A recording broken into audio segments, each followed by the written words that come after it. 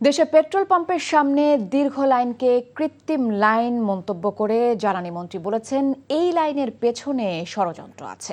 রাতে জাতীয় সংসদ অধিবেশনে তিনি জানান, চাহিদার চেয়ে ডিজেল, পেট্রোল ও অকটেন অনেক বেশি সরবরাহ করা হয়েছে। এ সময় বিরোধী দলীয় নেতা ডক্টর শফিকুর রহমান জানান, জ্বালানির অভাবে শ্রমজীবীরা কষ্টে আছে।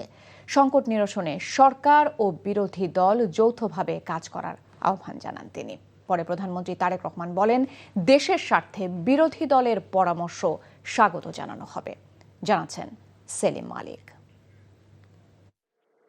বুধবার রাতে ডেপুটি স্পিকার কায়সার কামালের সভাপতিত্বে সংসদ অধিবেশনে জ্বালানি সংকট নিয়ে বিশেষ আলোচনায় অংশ নেন প্রধানমন্ত্রী, বিরোধী দলের নেতার পাশাপাশি দুই দলের সংসদ সদস্যরা।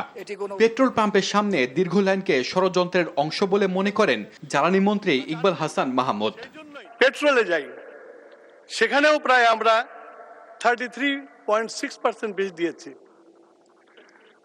যদি আমরা অকটেনে যাই, সেখানেও আমরা 26% বেশি দিয়েছি। এইখানে যে আপনারা লাইনটা দেখছেন, এই লাইনটাকে আমি ন্যাচারাল লাইন বলি না, এটা আর্টিফিশিয়াল লাইন। এখন এটাকে ষড়যন্ত্র হতে পারে। জ্বালানি তেলের অভাবে নিম্ন আয়ের মানুষ বেশি ভোগান্তিতে পড়েছেন জানিয়ে বিরোধী দলের নেতা বলেন, সংকট নিরসনে ঐক্যবদ্ধভাবে কাজ করতে হবে। আমরা শুধু পরামর্শ দিয়ে সহযোগিতা করতে পারি, বাস্তবায়নটা করতে হবে সরকারকে। ওখান থেকে সরকার যেটুকু মনে করে নিবে, যেটা মনে করবে যে এটা প্রযোজ্য না, ফেলে দিবে, অসুবিধা নেই। সেই ওপেন হার্ট নিয়ে আমরা বসতে চাই। এরকম কোনো শর্ত নেই যে যা পরামর্শ দিব তাই মানতে হবে। যদি পরামর্শ এইরকমই হয়ে যায়, এটার পরামর্শ থাকে না, এটা ডিকটেশন হয়ে যায়। আমরা ওই ডিকটেশনও পছন্দ করব না। কিন্তু আমাদের কোনো সিনসিয়ার সাবমিশন এটা যেন ডিজোন না হয়, এইটুকু আমরা প্রত্যাশা করি। বিরোধী দলীয় নেতার এমন আহ্বানে সাড়া দিয়ে প্রধানমন্ত্রী জানান, দেশের কল্যাণে বাস্তবসম্মত প্রস্তাব আসলে তা গুরুত্ব দিয়ে বাস্তবায়ন করা হবে। অবশ্যই আমরা বিরোধী দলকে আমন্ত্রণ জানাবো, আমাদের অবস্থান থেকে আমরা বসবো, আমরা আলোচনা করব, আমরা ওনাদের প্রস্তাব দেখব।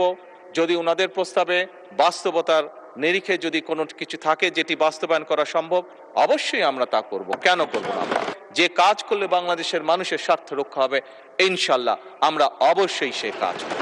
দেশের স্বার্থে সরকার ও বিরোধী দলের মধ্যে কোনো পার্থক্য নেই বলে জানান প্রধানমন্ত্রী। দেশ এবং দেশের মানুষের স্বার্থ রক্ষার ব্যাপারে আমাদের কোনো মত পার্থক্য নেই। সেলিম মালিক, এনটিভি নিউজ, ঢাকা।